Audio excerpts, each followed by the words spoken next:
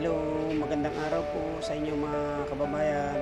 Siya nga po pala, ito na nga po pala ang itsura ng isa sa pinaka-historical na Manila Central Post Office headquarters dito sa Lowtown, Manila.